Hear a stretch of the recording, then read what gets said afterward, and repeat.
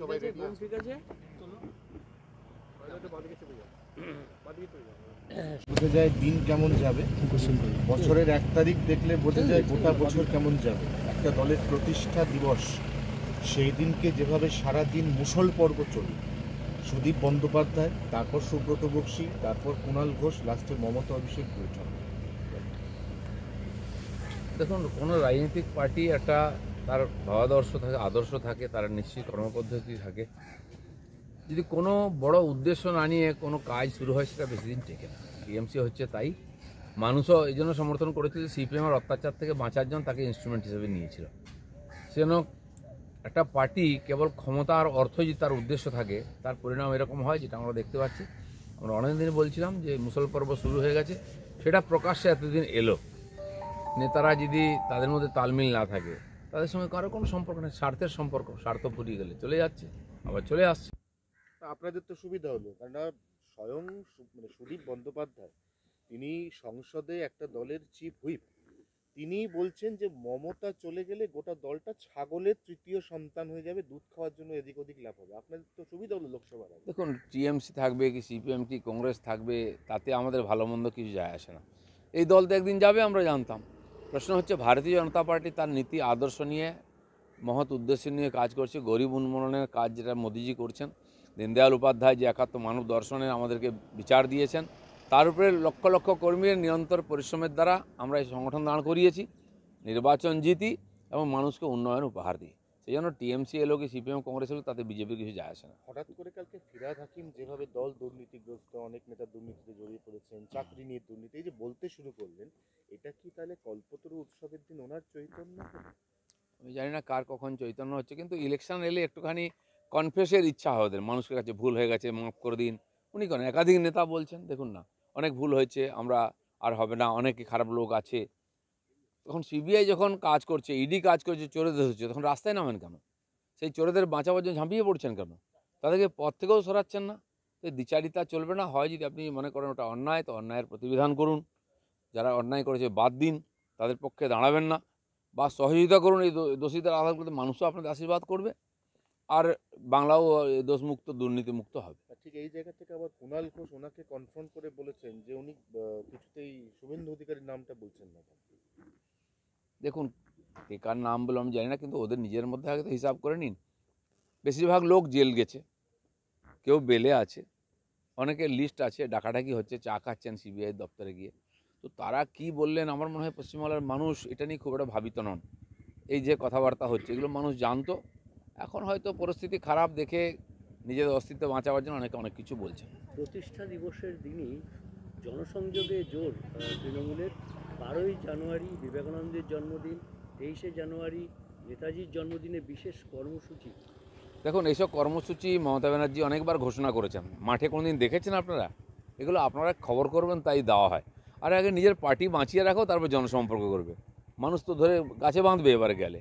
এই বছরের পর বছর ধর্না চলছে। আর এসএসসি পাস করেছেন যারা, টেটের লোকেরা, বিভিন্ন ধরনের টিচাররা তাদের অধিকারের দাবি করছে, কর্মচারীরা বছরের পর ধর্না দিচ্ছে। এরপরে ওনার উন্নয়নের কথা বলবেন, আদর্শের কথা বলবেন, জনসম্পর্কের কথা বলবেন, কিচ্ছু হবে না, কেউ যায় না। ওই স্টেটমেন্ট হয়, ওটা খবর চলে একদিন, তারপর কাল লোকে ভুলে যাবে। রাজ্যের ওপর সম্পূর্ণ আস্থা হারিয়ে ফেলা কামদুনির দ্বারা নির্যাতিতার পাশে দাঁড়িয়েছে কামদুনি ন্যায় মঞ্চ। তারা কাল দিল্লি গেছে এবং যাওয়ার আগে বলে গেছে যে আমাদের এরপরে একমাত্র রাষ্ট্রপতি উপরাষ্ট্রপতিই বাঁচাতে পারেন, রাজ্যের উপর আমাদের কোনো আস্থা। এটা ঠিকই যে যে জঘন্য অপরাধ হয়েছিল কামদুনিতে, তার প্রতিবিধানের জন্য চেষ্টা, জন আন্দোলন হয়েছে, অনেকে চেষ্টাও করেছেন। আমরাও সব আন্দোলনের পক্ষে ছিলাম। প্রথমে তারা এই সরকারের উপরে ভরসা করেছেন, তার পরিবারের লোকেরা চুপ হয়ে গেছিলেন। কিন্তু যা হয়, ঠান্ডা হয়ে গেলে সরকার হয়েছে, চুপ হয়ে যাবে। কিন্তু তারা লড়াই করেছেন, আমরা এখনও সঙ্গে আছি। আইন আদালতের ব্যাপার চলছে, আমরা নৈতিকভাবে সমর্থন করছি, আইনিভাবেও সমর্থন করছি ওদেরকে। ডিসিশন তারা নেবেন, কি করবেন। রাজনৈতিকভাবে তারা আন্দোলন করেছিলেন। উড়িষ্যার বালাসোরের পেপার মিলে ওএমআর শিট বাংলার প্রায় 26,000-এরও বেশি কেজি। এখান থেকে অ্যাম্বুলেন্সে করে টাকা বাংলাদেশে চলে যায়, ওখানে আন্দোলন করার জন্য এখান থেকে ট্রেনিং দিয়ে লোক পাঠানো হয়। আর এখানে পরীক্ষার ওএমআর শিট গিয়ে উড়িষ্যায় পাওয়া যায়। তো পশ্চিমবাংলার যে যে পার্টি ক্ষমতায় আছে, তাদের নেতাদের কীর্তিকলাপ আমরা ধীরে ধীরে দেখছি, এক্সপোজ হচ্ছে। আর এগুলো তারই একটা অংশ। পশ্চিমবঙ্গকে যত রকমভাবে লুট করা যায়, বদনাম করা যায়, তারা চেষ্টা করেছেন। উত্তরপ্রদেশে বিজেপি যুবনেতা গ্রেপ্তার ধর্ষণের অভিযোগে, তাও 2 মাস পর। তাদের সঙ্গে বিজেপির সমস্ত বড় নেতাদের ছবি। দেখুন, যে কোনো মানুষ ভুল করতে পারে, তার প্রতি পার্টি বা সরকার কি দায়িত্ব নিচ্ছে দেখতে হবে। তারা অপরাধ করেছে বলে কমপ্লেন এসছে, ধর্ষণ নয়, ধর্ষণের নাম দেওয়া হচ্ছে জোর করে, শ্লীলতাহানির কথা উঠেছে এবং তাকে পুলিশ অ্যারেস্ট করেছে। পশ্চিমবাংলায় দেখুন তো, গ্রামে গঞ্জে ধর্ষণ হচ্ছে, খুন হচ্ছে, কজন অ্যারেস্ট হয়? সব টিএমসির সঙ্গে যুক্ত। এরা আবার বড় বড় কথা বলছে, বিজেপি করে দেখায়। মন্ত্রীর ছেলে গন্ডগোল করেছে, তাকেও জেলে ঢুকিয়েছিল, কাউকে ছাড়েনি। বাকি আইন দেখবে। 1 জানুয়ারি একটা হ্যাশট্যাগ চালু হয়েছে, আমাদের কোনো মাথা ব্যথা নেই, আমাদের সবার পাখির চোখ 22-এ। একটা বিরাট বড় হ্যাশট্যাগ তৈরি হচ্ছে। এখানে নয়, সারা ভারতবর্ষ, সারা বিশ্বের লোক তাকিয়ে আছে 22 জানুয়ারির দিকে।